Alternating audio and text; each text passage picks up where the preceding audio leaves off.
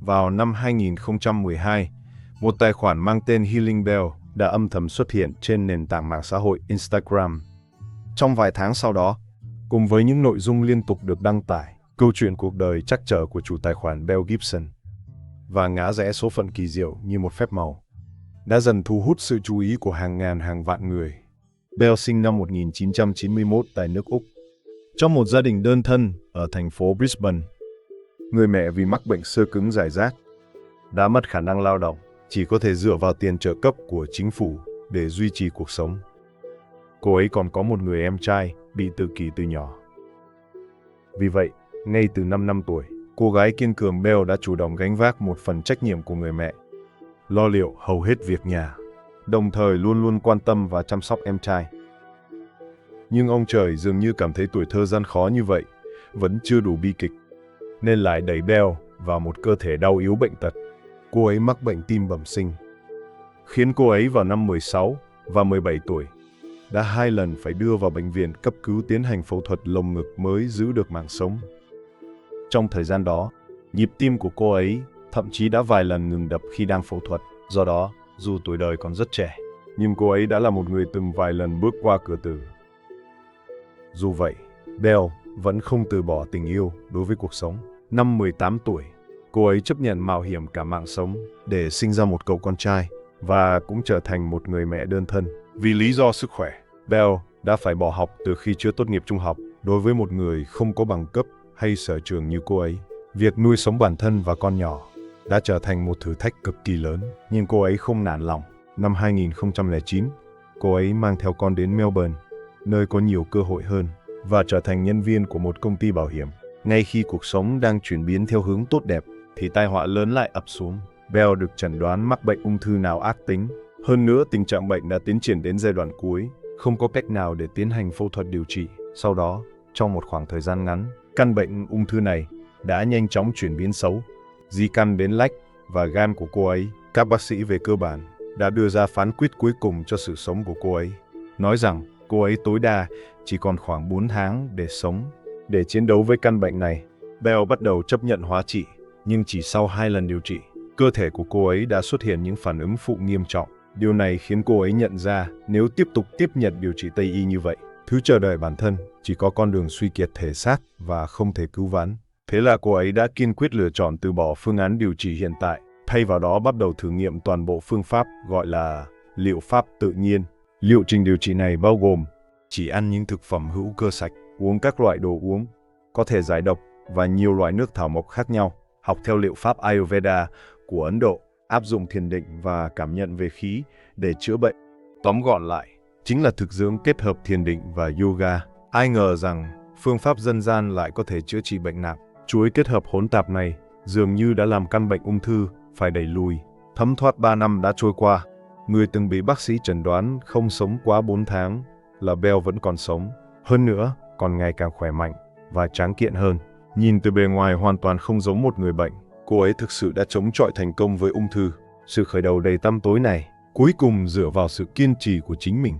Câu chuyện xoay chuyển số phận một cách thần kỳ này thực sự quá đỗi thu hút, lại kết hợp thêm rất nhiều bức ảnh tràn ngập hơi thở cuộc sống do Bell đăng tải, khiến cô ấy trong một thời gian rất ngắn đã làm lay động biết bao nhiêu người. Các cư dân mạng đều đồng loạt gọi cô ấy là nữ thần sức khỏe của nước Úc, chiến sĩ chống ung thư bất tử.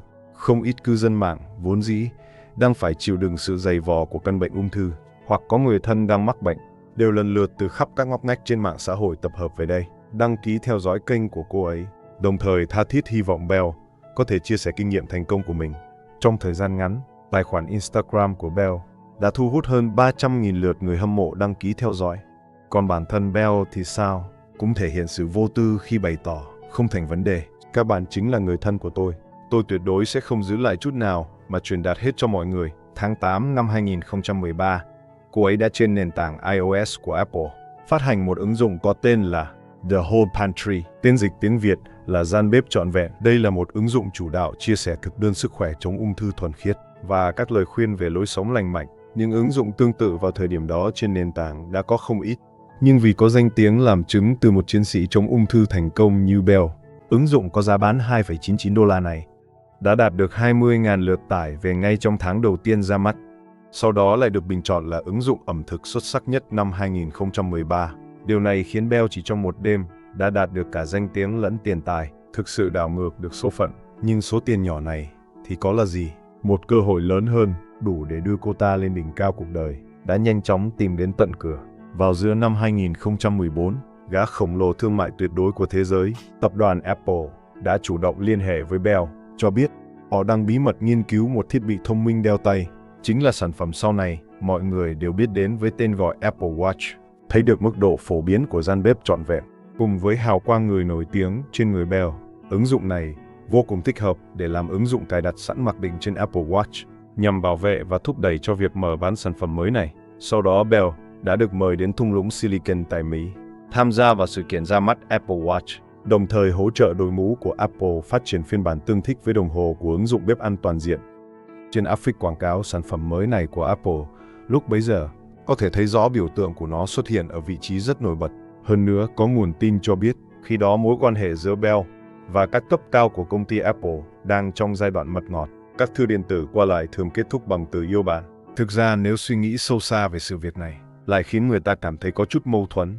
Bởi vì ngay vào 2 năm trước đó, CEO huyền thoại của công ty Apple, Steve Jobs, vừa qua đời vì căn bệnh ung thư. Căn bệnh ông mắc phải khi đó là một loại bệnh được gọi là u thần kinh nối tiết tuyến tụy, PNET. Dù đều nằm ở vị trí tuyến tụy, nhưng loại bệnh này khác với ung thư tuyến tụy, vốn được coi là vua của các loại ung thư. Nếu được phát hiện ở giai đoạn đầu và tiếp nhận điều trị phẫu thuật tương ứng, thì hầu như sẽ không ảnh hưởng đến tuổi thọ. Khi bản thân Steve Jobs được kiểm tra ra bệnh vào năm 2003, tình trạng bệnh cũng còn ở giai đoạn đầu, chưa chuyển biến xấu và chưa di căn. Nhưng lúc đó ông ấy không biết đã nghe theo lời khuyên của ai mà không lựa chọn tiến hành phẫu thuật ngay. Thay vào đó bắt đầu áp dụng phương pháp nhịn ăn bằng nước ép rau củ quả, liệu pháp ăn uống như chỉ ăn thực phẩm sống hoặc thực phẩm hữu cơ để đào thải độc tố ra khỏi cơ thể. Sau đó ông ấy còn thử nghiệm liệu pháp thay thế dựa vào việc uống thảo dược cũng như luyện tập thiền định và khí công.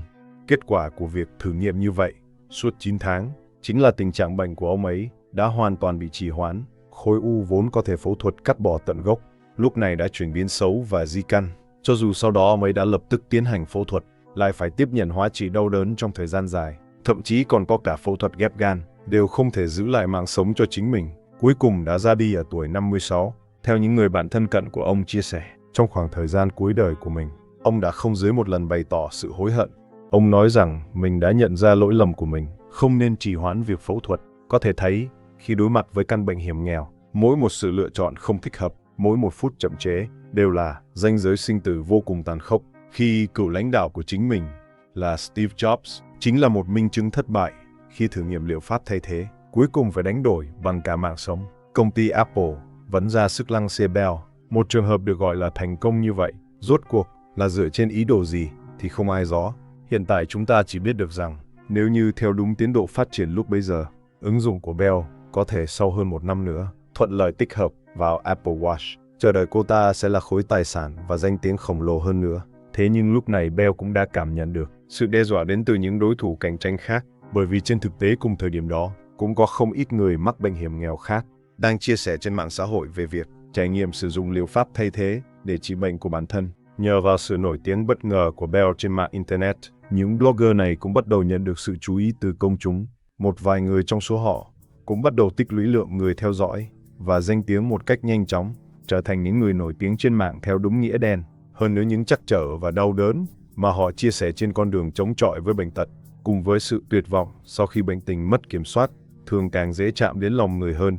So với họ mà nói, Bell, người đã chiến thắng bệnh tật thành công và còn trở thành con cưng của các nhà tư bản, hào quang trên người dường như không còn quá chói lọi nữa.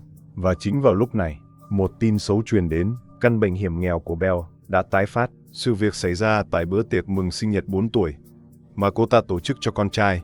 Ngay trước khi mọi người chuẩn bị hát bài hát chúc mừng sinh nhật, Bell đang đứng cạnh con trai thì cơ thể bỗng nhiên loạng choạng vài cái, sau đó lùi lại vài bước rồi ngã quỵ dựa vào tường. Tiếp đó toàn thân cô ta bắt đầu run rẩy và co giật dữ dội, dường như là một cơn động kinh bộc phát. Cảnh tượng này đã khiến đứa con trai nhỏ tuổi của Bell cùng với những đứa trẻ khác có mặt tại hiện trường hoảng sợ. Có vài đứa trẻ còn òa khóc nức nở, còn những người lớn xung quanh thì sao? Cũng vô cùng kinh ngạc. Rất nhiều người trong số họ lập tức vây quanh để hỗ trợ cô ấy. Có người còn lấy điện thoại ra chuẩn bị gọi xe cứu thương. Lúc này, Bell lại đột nhiên tỉnh lại, dùng giọng điệu kiên định để ngăn cản đối phương, đồng thời cho biết gần đây bản thân thường xuyên ngất xỉu như vậy. Đã quen rồi, nghỉ ngơi một lát là ổn. Nói xong cô ấy dường như đã cạn kiệt sức lực, một lần nữa nhắm hai mắt lại. Lúc đó có không ít quan khách đều bị tinh thần kiên cường của Bell làm cho cảm động, đồng thời cũng rất cảm thán số phận đối với cô ấy. Sao lại bất công đến vậy? Nhiều người ngày hôm đó đã rơi nước mắt trên suốt đường về nhà. Vài ngày sau, Bell đã đăng tải thông tin trên tài khoản Instagram của mình rằng bệnh ung thư của bản thân đã tái phát, và lần này còn nghiêm trọng hơn, không chỉ ở não bộ mà huyết, lách, tử cung và gan của cô ấy đều đang bị tế bào ung thư xâm gặm. Thông tin chấn động này một lần nữa thu hút lượng lớn sự đồng cảm và ủng hộ của cư dân mạng, khiến sự chú ý của xã hội dành cho Bell bị đẩy lên đỉnh điểm. Và lúc này, một sự việc khá kịch tính đã xảy ra. Đó chính là mặc dù miệng luôn liên tục kêu ca rằng căn bệnh ung thư sắp sửa đoạt mạng mình, Bell trong cuộc sống trông có vẻ ngày càng khỏe mạnh và tráng kiện hơn. Trong khi một nhân vật nổi tiếng khác từng tuyên bố dựa vào liệu pháp thay thế để chiến thắng ung thư, một KOL lớn, Jessica Ann-Scott, đã thực sự qua đời. Jessica được chẩn đoán vào năm 2008 khi mới 22 tuổi. Cánh tay trái mắc một loại ung thư mô mềm hiếm gặp, sarcoma dạng biểu mô. Đây là một loại ung thư rất khó điều trị bằng thuốc lẫn xạ trị, nhưng nếu phẫu thuật cắt bỏ bộ phận bị bệnh cùng các mô xung quanh, thì tỷ lệ sống sót lâu dài của bệnh nhân sẽ rất cao. Thời điểm đó, sau khi phát hiện hóa trị không có hiệu quả tốt, lời khuyên của bác sĩ dành cho Jessica là đoạn chi, bỏ đi cánh tay trái từ phần vai. Như vậy, cô ấy có khả năng rất lớn sẽ được chữa khỏi. Nhưng Jessica đã từ chối phương án điều trị này, bắt đầu chuyển sang thử nghiệm một phương pháp được gọi là liệu pháp Gerson, một liệu pháp thay thế. Đây là phương pháp điều trị do một bác sĩ người Đức tên là tiến sĩ Max Gerson đưa ra vào năm 1928. Mục đích ban đầu cũng không phải để chống ung thư, mà là để điều trị những chứng bệnh vặt vãnh như đau nửa đầu và chứng khó tiêu. Phương pháp này cũng là thực đơn liệu pháp ăn uống mà người hiện đại đã quá quen thuộc. Đó là kiên trì một cách nghiêm ngặt chỉ ăn chay. Mỗi ngày uống ít nhất 9 kg nước ép từ rau củ và trái cây tươi. Sau đó còn phải dùng cà phê để thụt tháo đại tràng mỗi ngày. Gerson tin rằng phương pháp này có thể giúp cơ thể đào thải độc tố một cách hiệu quả, cải thiện sức khỏe. Sau đó, bác sĩ Gerson dường như nhận ra rằng, mình vừa nói đến từ thải độc sao? Vậy thì liệu pháp này chắc chắn còn có tác dụng đối với các căn bệnh khác. Vì vậy, ông ta bắt đầu tuyên bố phương pháp này có thể điều trị lao phổi, viêm khớp, bệnh ngoài da và nhiều chứng bệnh nan y khác. Cuối cùng vào thập niên 1930, dưới sự quảng bá của bác sĩ Gerson cùng nhóm người ủng hộ, liệu pháp này thực sự đã trở thành thứ gọi là thần dược trị bách bệnh. Mọi căn bệnh đều có thể áp dụng liệu pháp Gerson, bao gồm cả ung thư. Tuy nhiên, phác đồ thải độc, thụt tháo, chế độ ăn hữu cơ của liệu pháp Gerson chưa từng vượt qua các thử nghiệm lâm sàng của y học hiện đại. Viện Ung thư Quốc gia Hoa Kỳ, NCI, từng đặc biệt thẩm định các ca bệnh do Gerson đệ trình. Kết quả cho thấy hiệu quả điều trị đều không thể xác minh. Thế nhưng, tất cả những điều này đều không thể ngăn một số bệnh nhân ung thư tội nghiệp coi đây là chiếc phao cứu sinh cuối cùng trong sự tuyệt vọng. Trong số đó có một cô gái vô cùng kiên trì, muốn giữ lại cánh tay của mình, tên là Jessica Ann-Scott.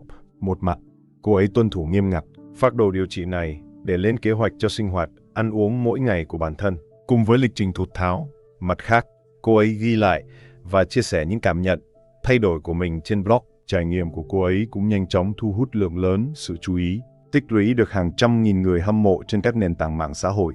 Cư dân mạng gọi cô ấy là chiến binh sức khỏe, The Wellness Warrior. Sau đó, cô ấy còn xuất bản những cuốn sách liên quan, tổ chức nhiều hoạt động trực tiếp để chia sẻ hành trình chống chọi với bệnh tật của mình cho mọi người. Đầu năm 2015, Jessica vui mừng thông báo bản thân đã chiến thắng căn bệnh ung thư. Sự kiên trì và tự giác trong nhiều năm cuối cùng đã có một kết quả viên mãn. Đáng tiếc là sau khi phát đi thông báo này, tình trạng bệnh của cô ấy bắt đầu chuyển biến xấu một cách nhanh chóng. Chỉ 2 tháng sau, ở tuổi 29, cô ấy đã rời xa trần thế. Tại tang lễ của cô ấy, nhiều người thân, bạn bè và cả những cư dân mạng từng ủng hộ, quan tâm cô ấy đều rơi những giọt nước mắt đau thương. Đồng thời, điều này cũng khiến trong lòng họ bắt đầu nảy sinh nghi vấn.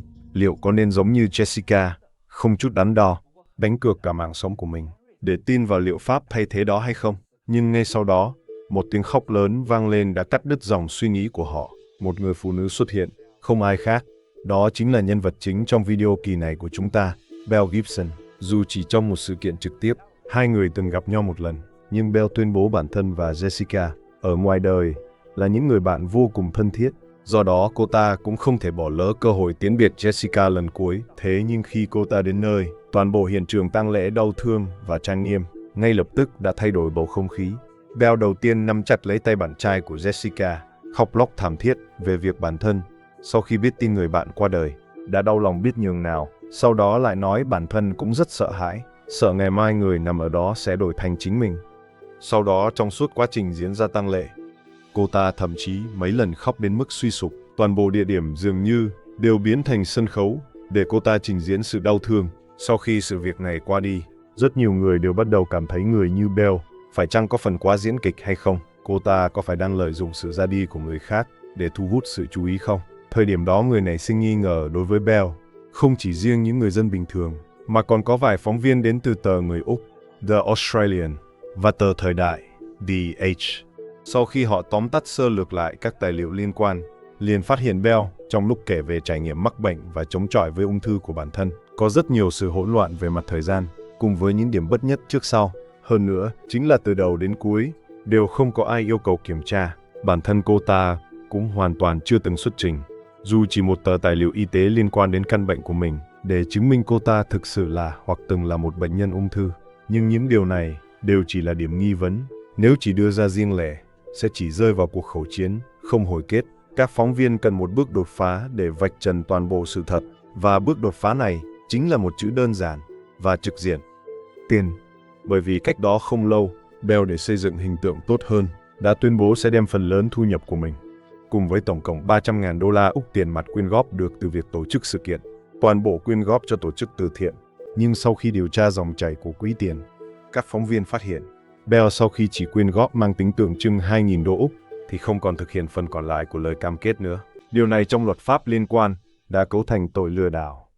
Lấy đây làm bước ngoặt, Mel buộc phải chấp nhận cuộc phỏng vấn trực tiếp từ các phóng viên khi bị yêu cầu xuất trình hồ sơ y tế, chứng minh bản thân từng được chẩn đoán mắc bệnh ung thư và đã từng tiếp nhận điều trị hóa trị. Cô ta không thể đưa ra dù chỉ một tờ giấy khi phóng viên truy hỏi rốt cuộc cô ta đã được chẩn đoán mắc bệnh ung thư như thế nào. Lời giải thích mà Mel đưa ra thực sự vô cùng nực cười và hoang đường. Cô ta nói rằng có một ngày, một người đàn ông tự xưng là bác sĩ đã đến nhà cô ta sau khi tiến hành một số kiểm tra cơ thể cơ bản, liền khẳng định Mel bị ung thư não. Còn Mel đối với người từ trên trời rơi xuống này, cùng lời chẩn đoán vô lý được đưa ra, đã lựa chọn hoàn toàn tin tưởng mà không có bất kỳ sự nghi ngờ nào. Sau đó cô ta cũng không đến bệnh viện để thực hiện bất kỳ kiểm tra chuyên sâu nào khác nhằm xác định lại. Dĩ nhiên, cũng không hề tiếp nhận hóa trị, như cô ta đã tuyên bố. Cách đó không lâu, sau khi cô ta ngất xỉu tại tiệc sinh nhật của con trai mình, vị bác sĩ đó lại xuất hiện một lần nữa, nói với cô ta rằng tế bào ung thư đã di căn sang hệ tuần hoàn, lách bài, tử cung và gan. Và Mel vẫn như mọi khi, một lần nữa lựa chọn chấp nhận toàn bộ. Khi phóng viên truy hỏi làm thế nào để liên lạc với vị bác sĩ bí ẩn này, Mel giang hai tay tỏ ý không biết. Phóng viên bất lực truy hỏi tiếp: vậy ông ta hẳn phải có tên chứ? Đừng nói là ngay cả điều này cô cũng chưa từng hỏi qua. Đối với việc này, Mel suy nghĩ một lát rồi nói: ông ta nói mình tên là bác sĩ Phil. Cái tên này trùng với một vị bác sĩ tâm lý kiêm người dẫn chương trình nổi tiếng tại Mỹ. Nói đến bước này, về cơ bản chỉ cần là người từng trải qua giáo dục mầm non đều có thể nhận ra Mel đang nói dối. Sau đó, trong cuộc thẩm vấn truy cùng đuổi tận của các phóng viên truyền thông, Mel chỉ còn cách đối diện với ống kính và thừa nhận bản thân thực sự chưa từng mắc bệnh ung thư. Tất cả những điều trước đó đều là lời nói dối. Sau khi sự thật chấn động này bị phơi bày, đã tạo nên một làn sóng dư luận vô cùng lớn. Trước đây công chúng bị câu chuyện của cô ta làm cảm động sâu sắc bao nhiêu, thì giờ đây cơn giận dữ khi nhận ra bị lừa dối lại lớn bấy nhiêu. Trong một thời gian ngắn, trên không gian mạng và các phương tiện truyền thông đều là những lời chỉ trích gay gắt hướng về Mel. Thương hiệu gian bếp trọn vẹn do cô ta xây dựng đã sụp đổ chỉ trong một đêm. Ứng dụng đó cũng trong làn sóng tẩy chay của toàn mạng xã hội mà bị công ty Apple gỡ bỏ khỏi kho ứng dụng. Không dừng lại ở đó, Mel còn phải đối mặt với sự trừng phạt của pháp luật. Tháng 9 năm 2017, Tòa án Liên bang Úc chỉ ra rằng dù biết rõ bản thân không hề mắc bệnh, Gibson vẫn tuyên bố đã chữa khỏi ung thư bằng liệu pháp tự nhiên, đồng thời lợi dụng lời khẳng định sai sự thật này để quảng bá cho ứng dụng và sách của cô ta. Những hành vi mang tính điều hướng và lừa dối này không chỉ đánh lừa người tiêu dùng, mà còn gây tổn thương cho những người thực sự mắc bệnh. Cuối cùng, do vi phạm luật người tiêu dùng Úc, cô ta đã bị phạt tổng số tiền lên đến 410.000 đô la Úc. Đến đây, có thể nói rằng, bộ mặt thật của Bell đã hoàn toàn bị phơi bày. Nếu là một người bình thường, thì câu chuyện có lẽ đã kết thúc tại đây. Nhưng Bell sở hữu toàn bộ đặc điểm của một kẻ nói dối bệnh lý. Cô ta không phải là người dễ dàng nhận tội và chịu phạt như vậy. Sau khi phán quyết được đưa ra, cô ta vẫn mưu toan dùng tài hùng biện của mình để lật ngược tình thế. Cô ta đã nhận lời phỏng vấn của chương trình 60 phút tại Úc. Đối mặt với những câu hỏi sắc bén của người dẫn chương trình, cô ta không hề thể hiện một chút ăn năn hay hối lỗi nào. Ngược lại còn bắt đầu nhấn mạnh rằng tất cả những gì bản thân đã làm đều là do sự mệt mỏi và tổn thương tâm lý từ tuổi thơ bất hạnh gây ra. Dĩ nhiên, đây cũng chỉ là việc dùng một lời nói dối khác để che đậy cho lời nói dối trước đó mà thôi. Sau khi chương trình được phát sóng, mẹ và em trai của Bell đã liên hệ với truyền thông, giận dữ bày tỏ rằng Bell từ nhỏ đã là một kẻ lười biếng và thích nói dối. Ngay cả khi người mẹ lâm bệnh nặng, cô ta vẫn không hề gánh vác chút việc nhà nào. Sau khi trưởng thành lại càng trở thành kẻ bám váy cha mẹ, hoàn toàn sống dựa vào nguồn thu nhập ít ỏi từ mạng xã hội của người mẹ. Hơn nữa, em trai của cô ta cũng không phải đứa trẻ mắc bệnh tự kỷ như cô ta từng tuyên bố trước đó, mà là một thanh niên hoàn toàn khỏe mạnh và bình thường. Sau khi lời nói dối này bị vạch trần, Bell lại bày tỏ rằng mình đã biết sai và nhận sai, hoàn toàn chấp nhận hình phạt của pháp luật. Thế nhưng không biết cô ta đã dùng thủ đoạn gì mà đã giấu nhẹm thành công thu nhập và tiền tiết kiệm của mình.